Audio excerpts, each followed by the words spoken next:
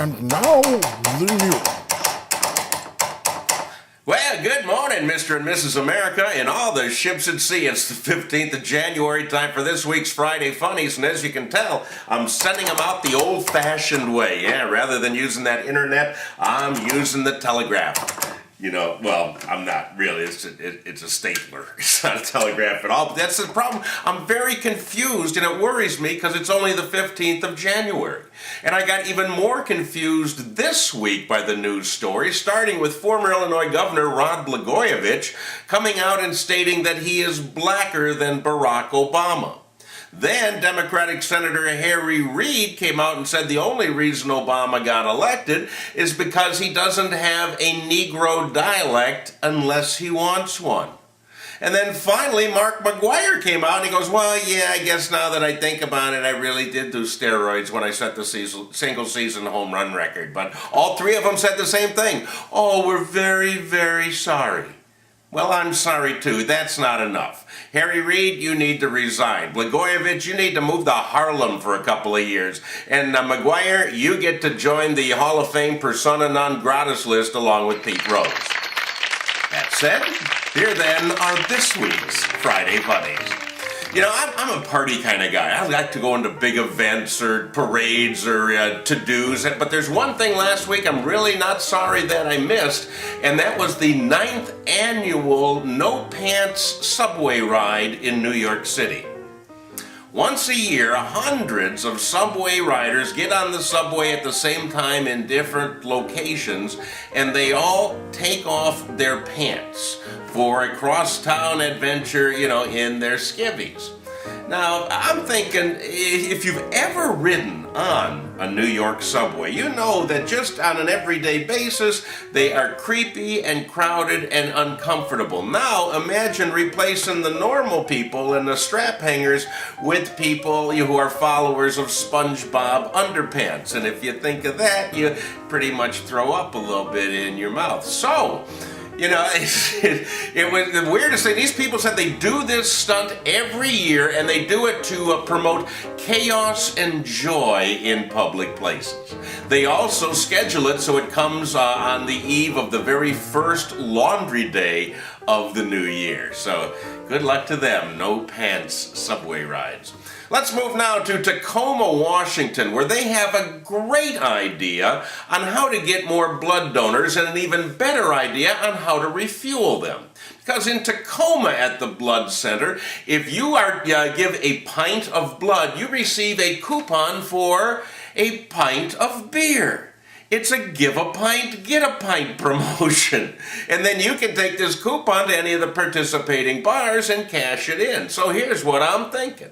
You give a pint of blood, you always get a little woozy, you know, after you've given the blood anyhow, so you take your coupon to the nearest bar and get a beer to keep the wooze going. Then when you're done with the beer, you go back, you give another pint of blood, get another coupon, etc., ad infinitum. And it's pretty much a no-cost, non-stop party until you pass out in the gutter. All right, now it's time for a Friday Funnies favorite, our exclusive feature, News from Around the World.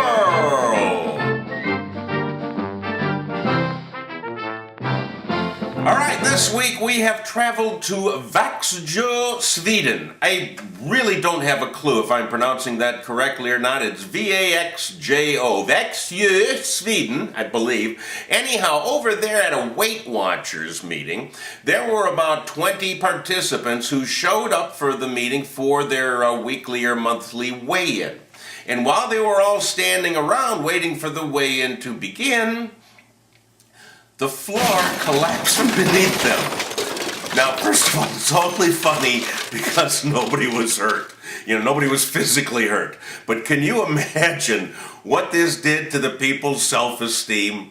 I mean, you're already a little uncomfortable with your weight. You know, that's why you're at Weight Watchers in the first place. But when you are doing infrastructure damage just by standing around, I think that may damage your ego for some time to come. Anyhow, all future meetings, if you're going over to Växjö for a meeting, will be held in the parking lot.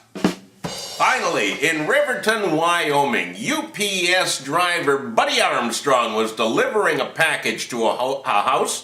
Nobody was at home, but he heard a fire alarm going off inside. So he called the fire department. They broke in and they put out a fire which had started when the sun coming through the window focused through a magnifying glass on a stand on the desk, and then that hit a pad of paper. And that started the small fire. And it was amazing. At first, the firemen thought it was just a freak accident. But then they noticed that the nearby ant farm was completely abandoned, except for a very, very small note that said, "Hey, how do you like it?" I hope you like it a lot, because that's all I have for you for this week's Friday Funnies. Please remember to rate these funnies and leave your comments if you're watching them on YouTube. Then send them to everybody you know.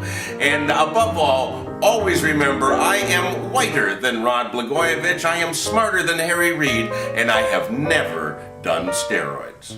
See you next week. Ooh. Whoa, how creepy is that, huh? Oh, I'm the human eyeball man. Oh.